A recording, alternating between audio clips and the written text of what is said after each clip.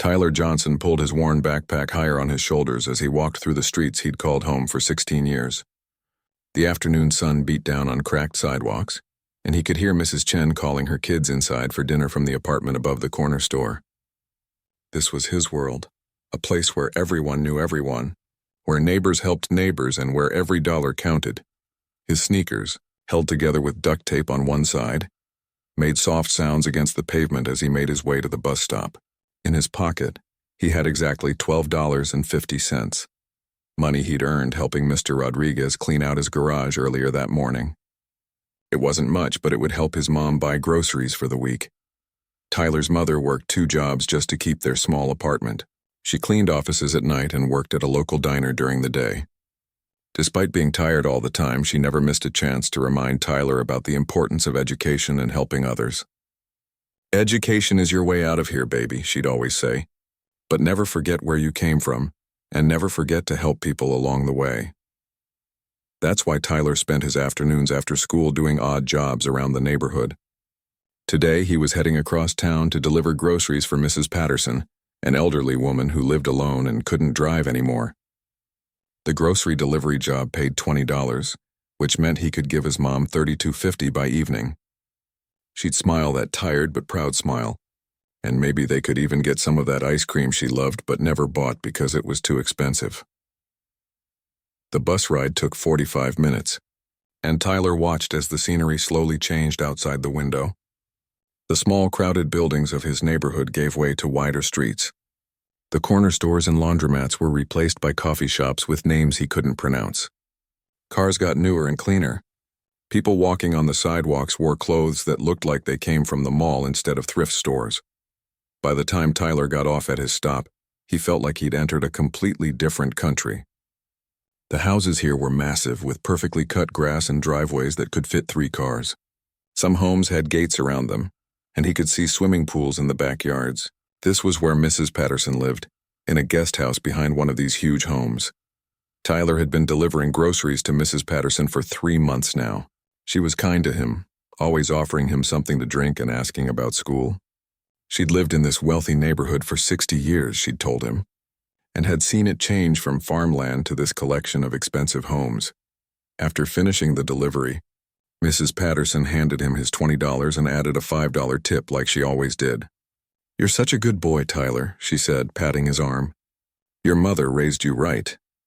As Tyler walked back toward the bus stop, he took a different route through the neighborhood. He liked seeing the big houses and imagining what it would be like to live in one, not because he was jealous, but because it motivated him. His mom always said dreams were free, and if you worked hard enough, some of them might come true. The houses in this area were spread far apart, connected by winding roads that curved through trees and hills. It was peaceful here, quiet except for the sound of sprinklers watering those perfect lawns.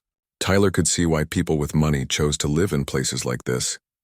He was walking along Maple Ridge Drive, a particularly curvy road that ran along a small hill, when he heard the sound that would change everything. It started as a loud screech of brakes followed by the horrible grinding and crashing of metal against trees. Tyler's heart jumped, and he started running toward the sound. As he rounded a bend in the road, he could see what had happened.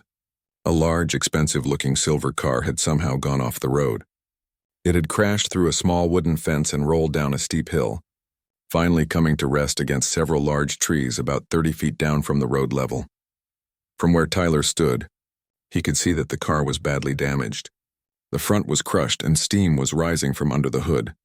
One of the windows was completely shattered, and the car was tilted at a strange angle against the trees. Tyler looked around, hoping to see other people who might have witnessed the accident, but the street was empty. This was the kind of neighborhood where people stayed inside their houses, and the roads weren't busy like the ones in his part of town. He pulled out his phone, but there was no signal. Sometimes that happened in wealthy areas like this where the houses were spread out, and there weren't as many cell towers.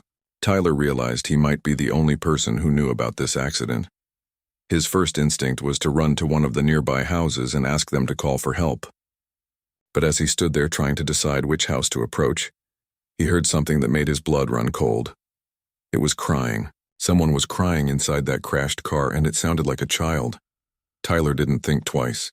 He dropped his backpack on the side of the road and carefully made his way down the steep hill toward the wreckage. The ground was loose and rocky, and he had to grab onto trees and bushes to keep from falling. As he got closer to the car, the crying became clearer. "Help," a small voice called out. "Please help me."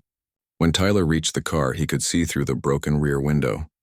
In the back seat was a little girl, maybe 7 or 8 years old. She had blonde hair and was wearing a school uniform. Tears were streaming down her face, and she looked terrified. In the front seat, a man in a business suit was slumped over the steering wheel, not moving. "Hey," Tyler said softly, trying not to scare the little girl even more. "I'm here to help. What's your name?" The little girl looked at him with wide, frightened eyes.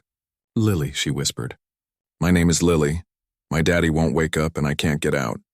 The door won't open." Tyler could see that the car had been badly damaged in the crash. The frame was bent and the doors were likely jammed shut. But he also noticed something else that made his stomach tighten with worry. There was a small trail of liquid running from under the car, and it smelled like gasoline. Tyler's mind raced as he looked at the situation in front of him. The smell of gasoline was getting stronger, and he could hear little Lily crying softly in the back seat. Her father hadn't moved since Tyler had arrived, and that worried him more than anything else. "Lily, I need you to listen to me, okay?" Tyler said, keeping his voice calm even though his heart was pounding. "I'm going to get you out of there. Can you tell me if you're hurt anywhere?" The little girl wiped her nose with her sleeve and looked down at herself. "My arm hurts a little and I have a cut on my hand," she said. "But I think I'm okay. Is my daddy going to be okay?" Tyler looked at Lily's father through the broken window. The man was breathing, which was good, but there was blood on his forehead and he wasn't responding to anything. Tyler had seen enough medical shows on TV to know that head injuries could be serious. "We're going to take care of your daddy," Tyler told Lily. "But first, I need to get you out of there because the car isn't safe right now." Tyler tried the rear door on Lily's side, but it wouldn't budge. The frame had been bent in the crash and the door was completely stuck. He went around to the other side of the car, but that door was pressed against a large tree and couldn't open either. The only way to get Lily out was through the broken rear window, but it was still partially filled with jagged pieces of glass. Tyler took off his jacket and carefully started removing the larger pieces, trying to make the opening safe enough for a small child to crawl through. As he worked, his mind kept thinking about everything he was risking by staying here. He was supposed to catch the 4:30 bus back to his neighborhood so he could get to his evening job at Mr. Kim's restaurant. Mr. Kim was always strict about being on time, and Tyler couldn't afford to lose that job. The restaurant job paid him $40 for a 4-hour shift, and that money was crucial for his family. But every time Tyler thought about leaving to find help, he looked at Lily's scared face and knew he couldn't walk away. This little girl was counting on him, and he was the only person who knew they were here. "What's your daddy's name?" Tyler asked Lily as he continued clearing glass from the window. "His name is David, but everyone calls him Mr. Morrison," Lily said. "He owns a big company. We were driving home from my piano lesson when something happened to the car. Daddy said the brakes felt funny and then we went off the road really fast." Tyler nodded, trying to keep Lily talking so she wouldn't be as scared. "Piano lessons sound fun. Do you like playing piano?" "Yeah, but I'm not very good yet," Lily said. And Tyler could hear a tiny smile in her voice despite everything. "Daddy says if I practice hard, maybe I can play at Carnegie Hall someday. That's this really famous place where musicians play." "I've heard of that place," Tyler said. "I bet you'll get there if you keep practicing." Tyler had almost finished clearing the glass when he heard a sound that made his stomach drop. It was a crackling noise coming from under the hood of the car. He could smell something burning now, along with the gasoline. "Lily, I need you to climb out of this window right now," Tyler said, his voice becoming more urgent. "Don't worry about being careful. Just climb toward me as fast as you can." Lily seemed to sense the change in Tyler's tone and her eyes got wide again. "Is something bad happening?" "Everything's going to be fine," Tyler said, reaching through the window to help her. "I just want to get you away from the car so you'll be safer." Lily was small, but climbing through a car window isn't easy for anyone, especially a scared child. Tyler had to guide her carefully, making sure she didn't cut herself on any remaining glass. When she finally made it through, Tyler picked her up and carried her about 20 feet away from the crashed car. "There," Tyler said, setting Lily down behind a large tree. "Now we're both safe from the car." But Tyler knew they weren't really safe yet. Lily's father was still trapped inside, and Tyler could see that the small fire under the hood was starting to grow. Even worse, Tyler's phone still had no signal, and they were far enough from the road that passing cars couldn't see them. Tyler looked at Lily, who was shivering now that she was out of the car. He realized she was probably in shock from the accident. He took off his hoodie and wrapped it around her shoulders. "I need to go back to the car to check on your daddy," Tyler told her. "I want you to stay right here behind this tree, okay? Don't move from this spot." "Please don't leave me," Lily said, grabbing onto Tyler's arm. "I'm not leaving you," Tyler said gently. "I'm just going to be right over there, and I'll be back in just a minute. Can you be brave for me?" Lily nodded, even though Tyler could see she was still scared. Tyler went back to the car and tried to open the driver's side door, but it was also jammed shut. The fire under the hood was definitely getting bigger, and Tyler knew that if the flames reached the gas tank, the whole car could explode. He looked at Mr. Morrison through the broken driver's side window. The man was still unconscious, but Tyler could see his chest moving up and down. Tyler had to make a choice, and he had to make it fast. Tyler could try to get Mr. Morrison out through the window, but the man was much bigger and heavier than Lily, and Tyler wasn't sure he was strong enough. Or Tyler could run up to the road, try to flag down a passing car, and hope that help would arrive in time. But as Tyler stood there thinking, he realized there was another problem he hadn't considered. Even if he could get help quickly, would anyone stop for a teenage black boy frantically waving his arms on a road in this wealthy, mostly white neighborhood? Tyler had seen the looks people gave him when he walked through areas like this. Some people crossed the street to avoid him. Others just stared like he didn't belong. The sad truth was that Tyler knew some people might drive right past him, thinking he was up to no good instead of trying to help. And while those people drove past, Mr. Morrison could die in this car. Tyler made his decision. He wasn't going anywhere. He was going to stay right here and find a way to save Mr. Morrison himself, even if it meant missing his bus, losing his job, and disappointing Mr. Kim. Some things were more important than money, and saving a man's life was definitely one of them. Tyler took a deep breath, said a quick prayer like his mom had taught him, and got ready to do whatever it took to get Mr. Morrison out of that burning car. Tyler looked at the burning car and then back at Lily, who was still wrapped in his hoodie behind the tree. The flames under the hood were getting bigger, and he could hear metal starting to pop and crack from the heat. He had maybe 10 minutes, maybe less, before the situation became too dangerous for anyone to handle. "Think, Tyler, think," he whispered to himself.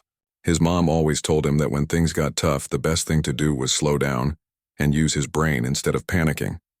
Tyler grabbed a large rock and smashed it against the driver's side window. The safety glass crackled but didn't break completely. He hit it again, harder this time, and finally managed to make a hole big enough to reach through. "Mr. Morrison," Tyler called out as he reached inside to shake the man's shoulder. "Mr. Morrison, can you hear me?" The man's eyes fluttered open for a second and he made a groaning sound, but then his head dropped forward again. Tyler could see that there was more blood now, and Mr. Morrison's breathing seemed shallow. Tyler tried to unbuckle the man's seatbelt, but his hands were shaking from adrenaline and the buckle was jammed. After what felt like forever, he finally got it loose. Now came the hard part, somehow getting a grown man who was probably twice his weight out of a car window. Tyler was strong for his age. Working odd jobs and helping people move furniture had built up his muscles. But Mr. Morrison was completely unconscious and couldn't help at all. It was like trying to lift dead weight. Just as Tyler was figuring out how to position himself to pull the man through the window, he heard Lily calling his name from behind the tree. Her voice sounded different, weaker somehow. "Tyler, Tyler, I don't feel good." Tyler's heart sank. This was the last thing they needed right now. He looked back at the flames, which were definitely getting bigger, then ran over to check on Lily. What he saw scared him almost as much as the burning car. Lily was sitting on the ground, but she looked pale and was breathing funny. Her hands were shaking, and when she looked up at him, her eyes seemed unfocused. "Lily, what's wrong? Where do you hurt?" Tyler knelt down beside her. "I feel all dizzy and shaky," she said. "And I'm really thirsty, but also like I might throw up. This happened to me before, and Daddy had to give me my medicine." "Medicine?" Tyler felt his stomach drop. "What kind of medicine, Lily?" "It's in a little white box in Daddy's briefcase," she said. "I have diabetes. That means my body doesn't make enough insulin, and sometimes I need to take medicine or I get really sick. Tyler had heard of diabetes. His neighbor Mrs. Garcia had it, and he remembered her telling his mom about how dangerous it could be if someone didn't get their medicine when they needed it. "Where's your daddy's briefcase?" Tyler asked, though he was pretty sure he already knew the answer. "It's in the car," Lily said. "In the front seat." Tyler looked back at the burning car. The flames were bigger now, and he could see smoke starting to come out from under the hood. Going back to that car was dangerous before, but now it was almost suicidal. But if he didn't get Lily's medicine, she could die. And if he waited much longer, the car might explode and Mr. Morrison would definitely die. "Lily, I need you to stay right here and try to stay calm, okay?" Tyler said. "Taking deep breaths will help. I'm going to go get your medicine." Tyler ran back to the car, his heart pounding so hard he could hear it in his ears. The heat from the fire was intense now, and he could feel it on his face even from several feet away. He could see a black leather briefcase on the front passenger seat. Tyler took a deep breath and reached through the broken driver's side window, stretching as far as he could to grab the briefcase. The heat inside the car was incredible, and he could smell melting plastic and burning fabric. He grabbed the briefcase handle and pulled it toward him, but it was heavier than he expected and got caught on something. Tyler had to lean further into the car to free the briefcase. As he did, he felt the heat from the fire getting even more intense. He could hear the flames crackling louder now, and he knew he was running out of time. Finally, the briefcase came free and Tyler pulled it out of the car. But as he was stepping back, he heard Mr. Morrison make another groaning sound. The man's eyes opened again, and this time they seemed a little more focused. "Help," Mr. Morrison whispered. "Please." Tyler wanted to try to pull him out right then, but he could see that the fire was spreading. If he took the time to get Mr. Morrison out now, Lily might not get her medicine in time. But if he helped Lily first, Mr. Morrison might not survive the fire. Tyler made another impossible choice. He grabbed Mr. Morrison's hand through the window. "Sir, I'm going to get you out, I promise," Tyler said. "But I have to help your daughter first. She needs her medicine. I'll be right back." Tyler ran back to Lily with the briefcase and started looking through it frantically. There were papers, a laptop, pens, and finally a small white medical kit. Inside the kit was a device that looked like a pen and some other supplies. Tyler had never used diabetes medicine before, but he remembered watching Mrs. Garcia show his mom how to help her if she ever had an emergency. The pen-like device was an insulin injector, and there were instructions on the side. "Lily, I found your medicine," Tyler said. "Can you tell me how to give it to you?" Lily's voice was getting weaker, but she managed to explain how to use the injector. Tyler's hands were shaking as he followed her instructions, but he managed to give her the injection in her arm. "Now I just need to wait a few minutes," Lily said. "It usually makes me feel better pretty fast." Tyler looked back at the car. The flames were much bigger now, and he could see them starting to come out from under the hood. Mr. Morrison was still conscious, but Tyler could see that the man was getting more and more scared as the fire grew. Tyler knew he had to act fast. He also knew he needed help, and he needed it now. He helped Lily to her feet, and together they made their way up the steep hill to the road. Tyler was hoping that maybe now, with Lily beside him, someone would stop to help. The first car that came by was a white SUV. Tyler waved his arms and shouted, but the car slowed down. The driver looked at them, and then sped up and drove away. The second car, a red sedan, did the same thing. Tyler felt tears of frustration starting to build up in his eyes. Here he was, trying to save a man's life, with the man's own daughter standing right beside him, and people were still driving past like they couldn't see them. But Tyler didn't give up. When the third car came around the curve, a blue pickup truck, Tyler stepped right into the middle of the road so the driver couldn't ignore them. The truck stopped, and an older white man rolled down his window. He looked suspicious at first, but when he saw Lily and heard her crying for help for her daddy, his expression completely changed. "There's been a car accident," Tyler said quickly. "Her father is trapped in a burning car down that hill. We need you to call 911 right now." The man immediately pulled out his phone and called for help, giving the emergency dispatcher their exact location. While he was on the phone, Tyler could hear sirens in the distance. "Help is coming," the man told them. "The fire department and ambulance will be here in just a few minutes." But Tyler knew that a few minutes might be too long for Mr. Morrison. The car was really burning now, and Tyler could see the flames getting dangerously close to where the gas tank would be. Tyler made one final decision that would either save Mr. Morrison's life or end his own. Tyler looked at the burning car and knew he couldn't wait for the fire department. The flames were now visible above the hood, and he could hear metal groaning and popping from the intense heat. Mr. Morrison had maybe 2 minutes before the fire reached something that would make the whole car go up in flames. "Stay with this man," Tyler told Lily, pointing to the truck driver who had stopped to help. "The ambulance is almost here. Tyler, don't go back down there," Lily called out, her voice stronger now that the medicine was working. "It's too dangerous." But Tyler was already running down the hill toward the burning car. He could feel the heat getting more intense with every step, and the smoke was so thick now that it burned his eyes and made it hard to breathe. When he reached the car, Tyler could see that Mr. Morrison was awake but weak.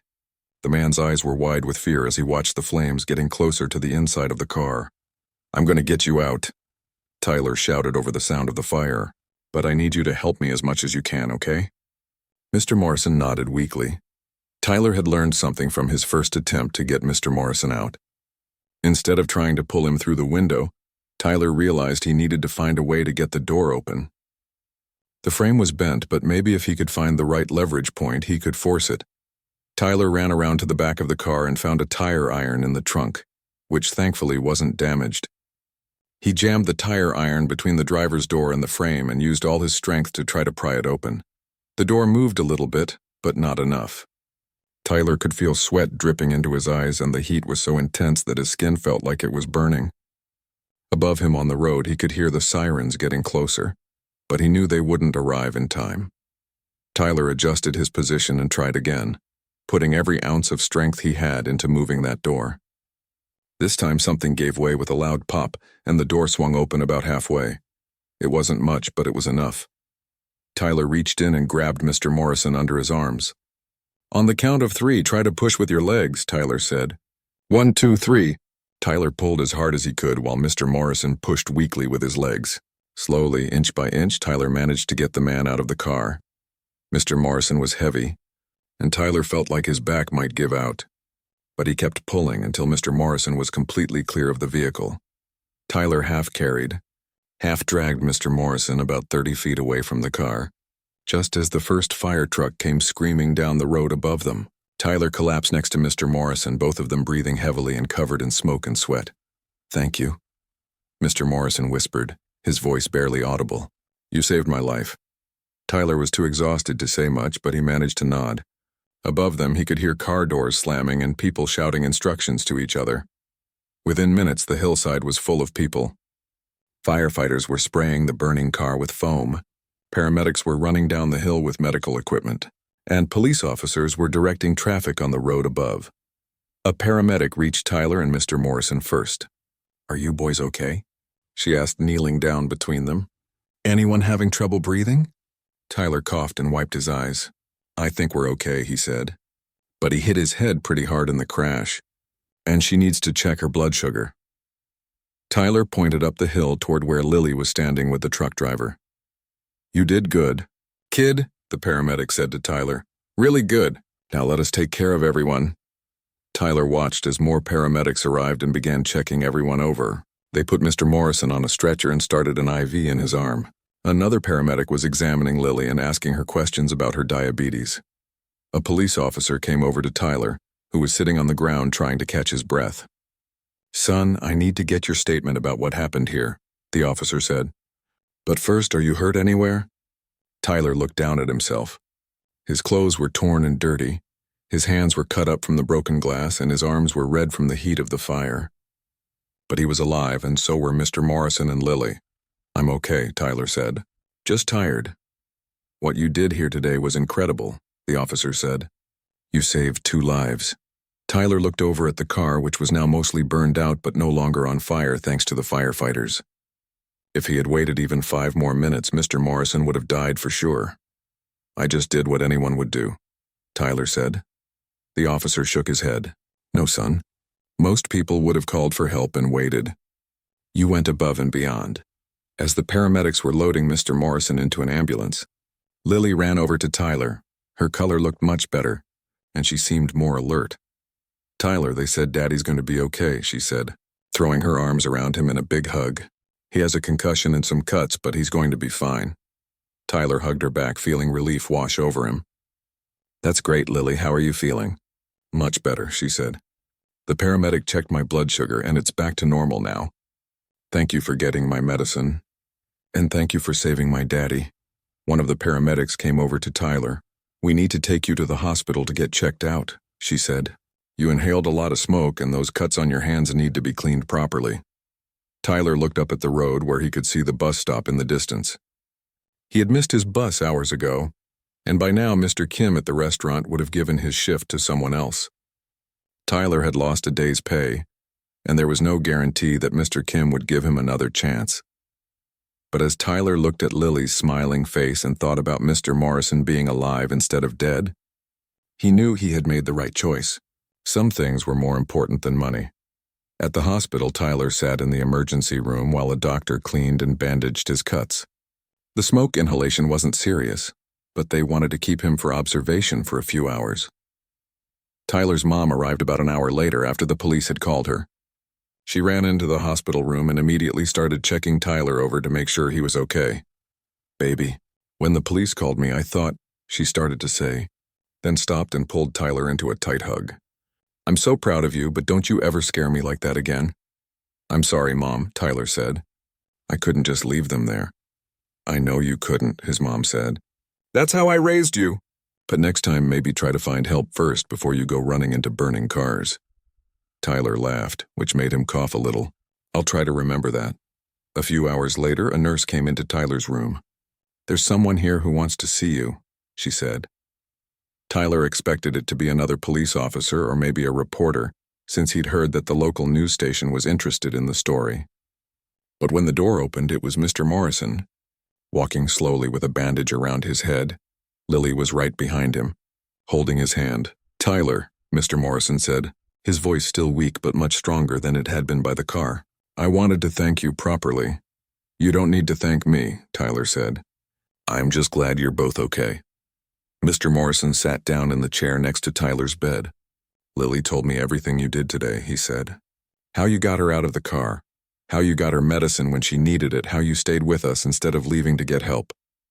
And then how you came back and pulled me out of that burning car. Tyler shrugged.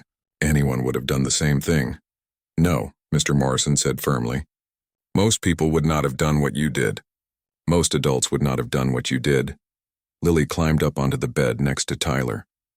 I told Daddy about how you gave me your jacket when I was cold, and how you told me stories so I wouldn't be scared, and how you carried me up that big hill. She also told me, Mr. Morrison said quietly, that you missed work to stay and help us, and that you were worried about losing your job and disappointing your family. Tyler looked down at his bandaged hands. He hadn't realized Lily had been paying attention to all of that. Tyler, Mr. Morrison said, I'd like to talk to you and your mother about some things. Important things. Would that be okay? 2 weeks had passed since the accident and Tyler was back to his normal routine. His cuts had healed, and the doctor said his lungs were completely clear from the smoke he had breathed. But things weren't quite the same as before. Mr. Kim at the restaurant had been understanding about Tyler missing work that day, especially after the story made it onto the local news. But the restaurant was struggling financially, and Mr. Kim had to cut back everyone's hours. Instead of 4 shifts a week, Tyler was now only getting 2 shifts, which meant a lot less money for his family. Tyler's mom had been picking up extra cleaning jobs to make up the difference, but Tyler could see how tired she was getting. Some mornings, she fell asleep at the kitchen table with her coffee cup still in her hands. Tyler felt guilty every time he saw her like that. Even though she kept telling him how proud she was of what he had done, the medical bills from Tyler's hospital visit had also arrived, and even with insurance, they owed $300. Tyler had been trying to find additional work, but jobs for teenagers weren't easy to come by, especially ones that paid well enough to make a real difference. Tyler was walking home from school on a Thursday afternoon when he saw a familiar silver car parked outside his apartment building. It was a new car, much newer than the one that had crashed. But Tyler recognized Mr. Morrison sitting in the driver's seat. Lily was in the back seat, and when she saw Tyler, she rolled down the window and called out to him, Tyler, we came to visit you. Tyler walked over to the car, surprised to see them in his neighborhood. Mr. Morrison got out and shook Tyler's hand. "Hello, Tyler. I hope you don't mind us stopping by," Mr. Morrison said. "I've been meaning to come see you, but I wanted to make sure I was completely recovered first." "How are you feeling?" "I'm good, Mr. Morrison. How's your head?" Tyler asked. "Much better, thanks to you," Mr. Morrison said. "Is your mother home?" "I was hoping to speak with both of you." Tyler led them upstairs to his family's small apartment. His mom was just getting home from her morning cleaning job and was still wearing her work uniform. Tyler could see her become nervous when she realized who their visitors were. "Mrs. Johnson, I'm David Morrison," Mr. Morrison said, extending his hand to Tyler's mother. "I wanted to thank you personally for raising such an incredible son." Tyler's mom shook his hand, still looking a little overwhelmed.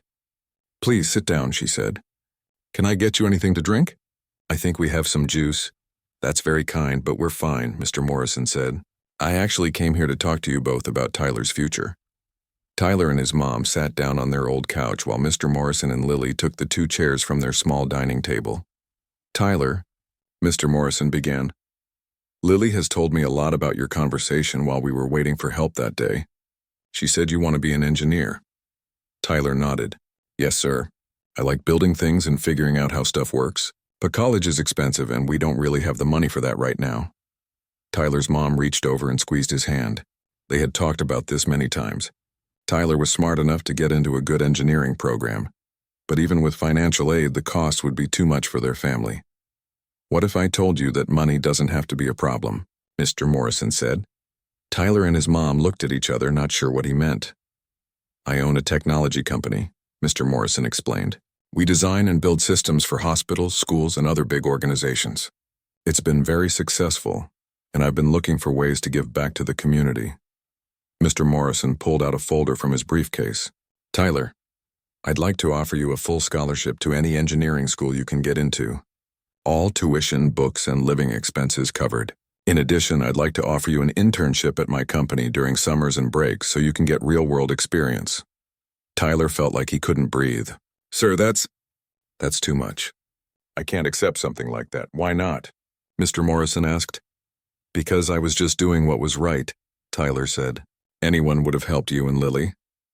"Tyler," Mr. Morrison said gently, "we've been over this before. Most people would not have done what you did. But beyond that, this isn't just about what you did for us that day. It's about who you are." Mr. Morrison opened the folder and pulled out some papers. "After we got out of the hospital, I did some research. I talked to Mrs. Patterson, who you deliver groceries to. I talked to Mr. Rodriguez, who you help with odd jobs. I even talked to your teachers at school." Tyler's mom looked surprised. "You talked to all those people?" "I did," Mr. Morrison said. "And every single person told me the same thing. They told me that Tyler is hardworking, honest, and kind. They told me that he helps people without expecting anything in return. They told me that he's the kind of person who makes the world a better place just by being in it." Lily, who had been quiet during most of this conversation, suddenly spoke up. "Tyler, you saved my daddy's life. But you also saved my life too. If I hadn't gotten my medicine that day, I could have died." Tyler felt tears starting to form in his eyes, and he blinked them back. "There's more," Mr. Morrison said. "Tyler, your family shouldn't have to struggle financially while you're in school. I'd also like to help your mother start her own cleaning business if she's interested. I know several office buildings and companies that need reliable cleaning services." Tyler's mom gasped. "Mr. Morrison, I don't know what to say." "You don't have to say anything right now," Mr. Morrison said. "Take some time to think about it. But Tyler, I need you to understand something. This isn't charity. This is an investment. I believe that you're going to do great things with your life, and I want to help make that possible." Tyler looked at his mom, who had tears streaming down her face. Then he looked at Lily, who was smiling at him. Finally, he looked at Mr. Morrison. "Why are you doing this for us?" Tyler asked. "Because 16 years ago someone helped me when I needed it most," Mr. Morrison said. "I was just starting my business and I was about to lose everything. A man I barely knew co-signed a loan for me and saved my company. When I asked him why, he said the same thing you said to me. It was just the right thing to do." Mr. Morrison leaned forward in his chair. "That man told me that someday when I was successful, I should find a way to help someone else the same way he helped me. I've been looking for the right person in the right situation for years. Tyler, you're that person. Tyler accepted Mr. Morrison's offer, and it changed everything for his family. Tyler studied mechanical engineering at a top university, graduating with honors. During his summers at Mr. Morrison's company, he learned about business and leadership as well as engineering. Tyler's mom started her cleaning business, which grew to employ 12 people from their neighborhood. She was able to buy a house and finally had the financial security she had worked so hard to achieve. But the most important change was what Tyler did after he graduated from college. Instead of just taking a high-paying job at a big company, Tyler started a nonprofit organization in his old neighborhood. The organization, called Second Chances, provided tutoring, mentorship, and scholarship opportunities for young people who showed academic promise but didn't have the financial resources to pursue higher education. Tyler never forgot where he came from, and he never forgot the lesson Mr. Morrison had taught him about passing kindness forward. 5 years after starting Second Chances, Tyler had helped over 200 young people get scholarships to colleges and trade schools. Some became doctors and engineers. Others became teachers and social workers. All of them learned the same lesson Tyler had learned, that success isn't just about what you achieve, but about how you use your achievements to help others. Tyler often thought back to that day when he was 16, walking through that wealthy neighborhood after delivering groceries to Mrs. Patterson. If he had taken a different route home, if he had been running late, if he had decided that helping wasn't worth missing his bus, none of this would have happened. But Tyler had made the choice to help, even when it was difficult and even when it cost him something. And that one choice had created a chain reaction of kindness that was still spreading years later. On the 10-year anniversary of the accident, Tyler received a letter from Lily, who was now 18 and starting her first year of college on a music scholarship. "Dear Tyler," the letter read, "I wanted you to know that I never forgot what you taught me that day. You showed me that real heroes aren't people with superpowers or fame. Real heroes are people who choose to do the right thing, even when it's hard. Because of you, I try to be that kind of person every day. Thank you for saving my life, and thank you for showing me how to live it." Tyler smiled as he finished reading the letter. He folded it carefully and put it in his desk drawer, next to dozens of similar letters from young people whose lives had been changed by second chances. Outside his office window, Tyler could see a group of teenagers from his program working on a community garden project. They were laughing and helping each other, just like Tyler's mom had taught him to do all those years ago. Tyler had learned that courage isn't about being fearless. It's about being afraid but choosing to help anyway. And kindness isn't about grand gestures or dramatic rescues. It's about making the choice every single day to put other people's